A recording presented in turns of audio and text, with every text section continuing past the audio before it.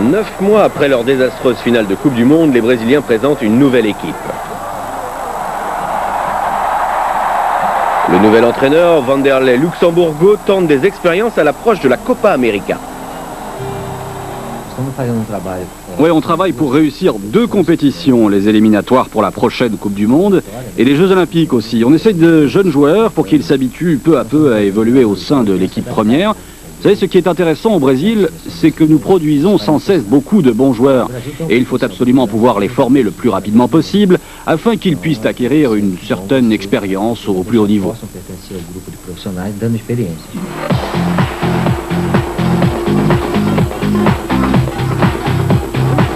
Et en vue de la prochaine Coupe du Monde au Japon et en Corée en 2002, le Brésil a effectué une tournée en Asie pour y disputer 2 matchs, l'un à Séoul et l'autre à Tokyo.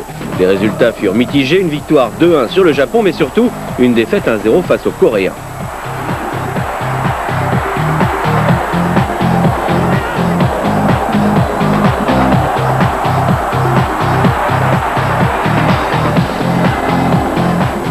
Cette semaine, nous allons vous présenter 4 des nouveaux joueurs de cette équipe. Le premier est âgé de 25 ans et se nomme Mario Jardel, un homme que Football Mondial vous a déjà présenté. Contre la Corée, il a fêté seulement sa 4e sélection. Vanderlei, c'est un champion, il l'a déjà prouvé au Brésil, mais pas encore comme sélectionneur national. Bon, cela dit, lorsque je jouais avec Grêmio, j'ai eu l'occasion de rencontrer Palmeiras, qui l'entraînait à plusieurs reprises, et j'ai toujours gagné. Jardel, qui joue à Porto, a fini meilleur buteur du championnat portugais les 3 dernières saisons, mais il a souvent été négligé par l'équipe nationale. C'est à la suite de la blessure de Giovanni Elber, le joueur du Bayern, qu'il a obtenu le droit d'effectuer cette tournée. Il n'a pas beaucoup de temps pour convaincre Luxemburgo, mais il demeure confiant.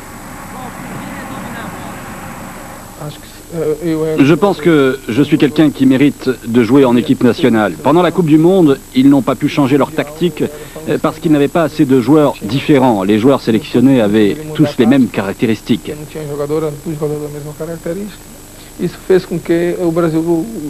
Moi, je ne voudrais pas dire que le Brésil a perdu parce que je n'étais pas là, mais je pense quand même que j'aurais pu faire la différence, notamment pendant la finale contre la France.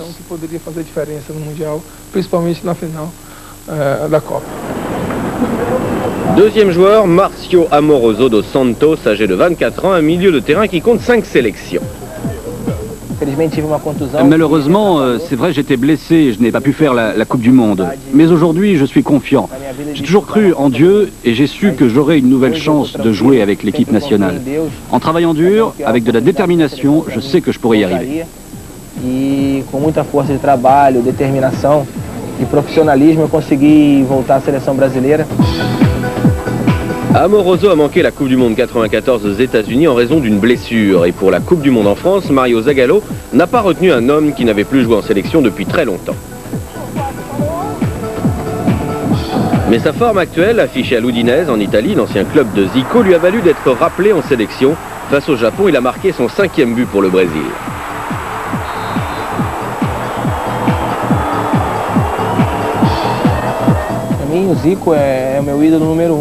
Zico est ma grande idole.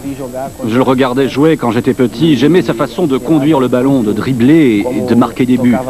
Au début de ma période italienne, j'ai regardé les buts marqués par Zico sur cassette pour essayer de m'en inspirer. Qui sait, peut-être que je serais capable d'en faire autant un jour. As fitas que eu tenho do Zico, os gols que ele faz, para quem sabe dia eu poder num domingo pensar, pô, quem sabe eu possa fazer gol igual ao do Galinho, né?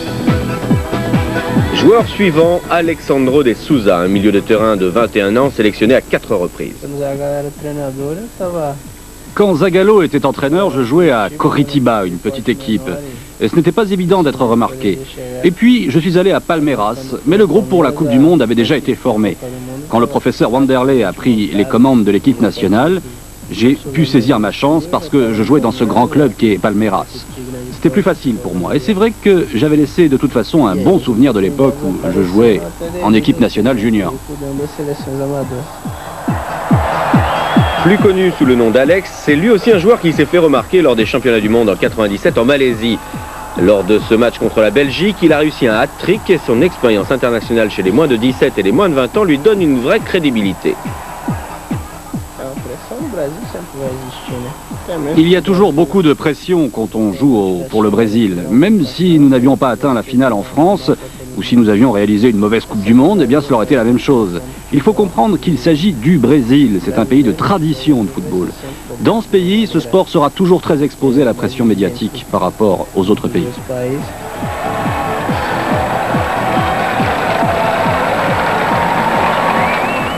Le quatrième et dernier joueur, c'est Antonio Augusto dos Reis Júnior, un milieu de terrain que l'on connaît mieux sous le patronyme de Juninho. Je pense que l'aspect individuel est important. Quand vous jouez bien avec votre club, l'entraîneur national vous suit, c'est ce que Wanderlei a toujours fait. Il supervise chacun d'entre nous. En club, les succès vous donnent de l'expérience et de la confiance. Cela permet de progresser naturellement et aussi d'en faire profiter l'équipe nationale. Et Juninho est un battant, il a gagné le championnat de Rio et la Coupe Libertadores avec le Vasco de Gama. À l'inverse des trois autres, son match contre la Corée marquait sa première sélection, mais à 24 ans, son rêve est le même que ses coéquipiers, jouer à l'étranger. Son match contre la Corée marquait sa première sélection, mais à 24 ans, son rêve est le même que ses coéquipiers, jouer à l'étranger.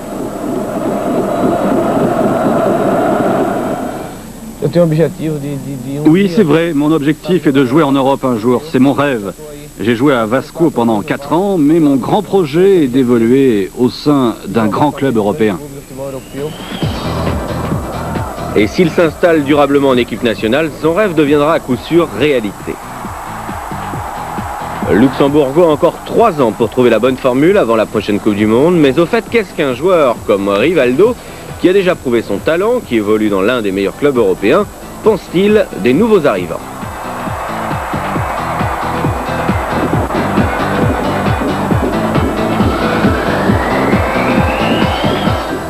Pour moi, c'est formidable de jouer avec tous ces nouveaux joueurs qui sont testés par Luxembourgo pour toutes ces compétitions et qui nous attendent. C'est bien pour moi aussi de profiter de leur expérience qui est déjà importante, parce qu'il faut rappeler qu'ils ont tous déjà évolué au sein des meilleures équipes brésiliennes.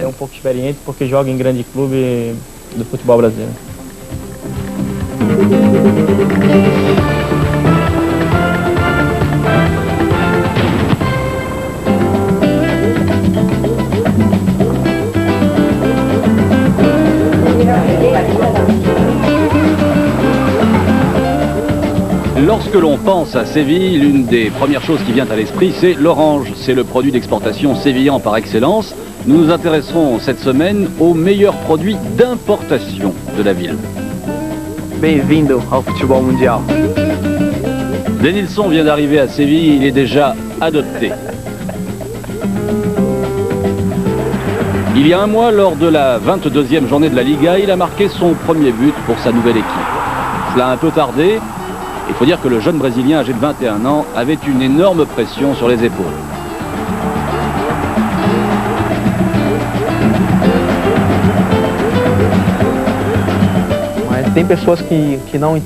Il y a des gens qui ne comprennent pas le football et ils pensent que vous devez jouer parfaitement et marquer un but à chaque match. Mais les gens qui comprennent le football savent que cela ne se passe jamais comme ça. Je suis venu ici avec un contrat très cher, mais avec un bon esprit.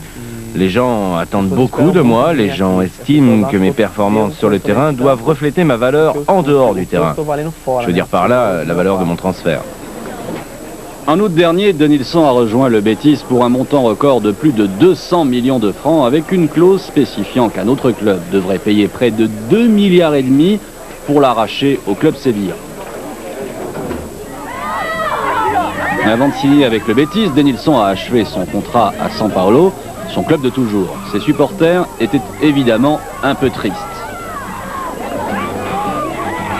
Son dernier match avec São Paulo a été la finale du championnat pauliste contre les Corinthians. Pour moi, c'est un souvenir extraordinaire. C'était mon dernier match pour São Paulo. On a joué un dimanche et le vendredi d'avant, j'avais attrapé la grippe. Il y avait un risque pour que je ne joue pas. J'ai passé tout mon vendredi à l'hôpital dans une solution saline.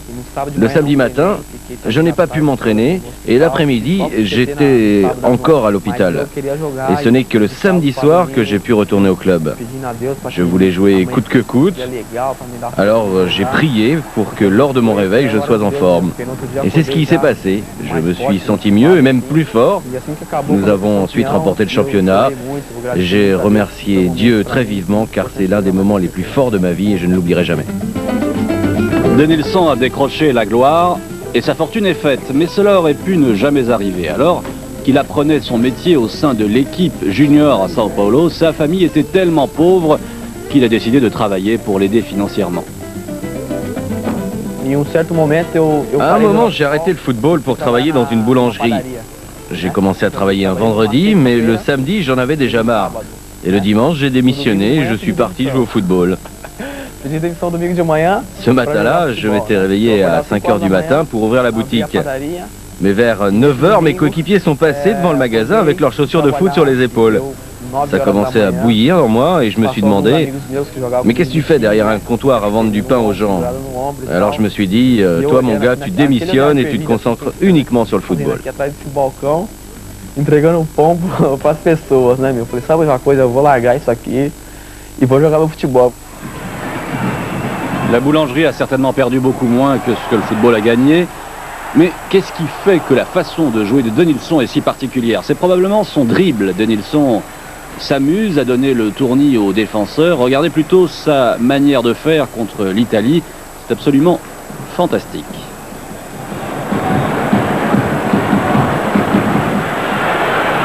La technique de Denilson fait merveille à chaque fois. On a pu s'en rendre compte pendant le dernier mondial.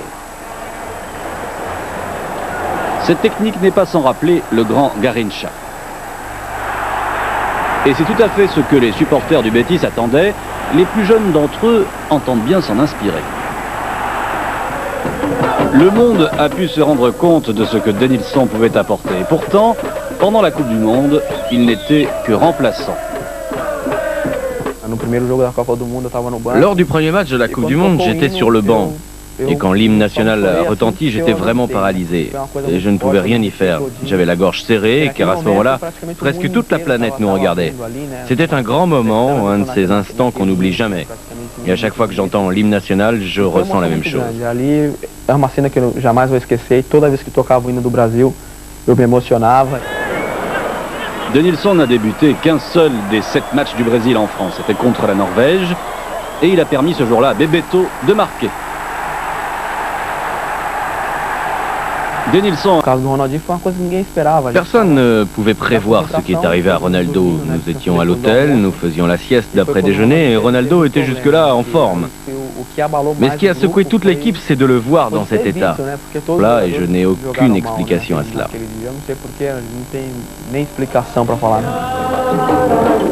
La première apparition de Denilson sur la scène internationale remonte à moins de 2 ans.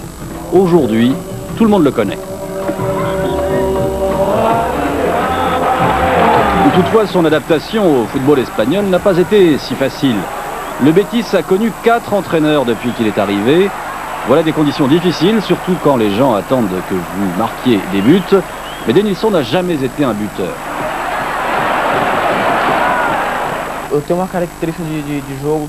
Mon style de jeu est basé sur la possession de balle et sur le dribble. Mais le football est ici plus vif, plus rapide et vous avez moins le temps de penser. Au Brésil, vous avez 5 secondes pour réagir. Ici, vous n'en avez que 2. Alors, quand on est un joueur qui aime contrôler le ballon et bouger autour de l'adversaire, c'est moins facile de jouer ici, car il y a cet écart de 3 secondes.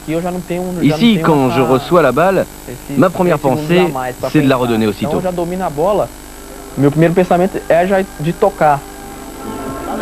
Les relations entre Denilson et l'entraîneur Javier Clemente n'ont pas toujours été au beau fixe, surtout quand ce dernier a décidé de se passer de lui pour un match contre Bilbao.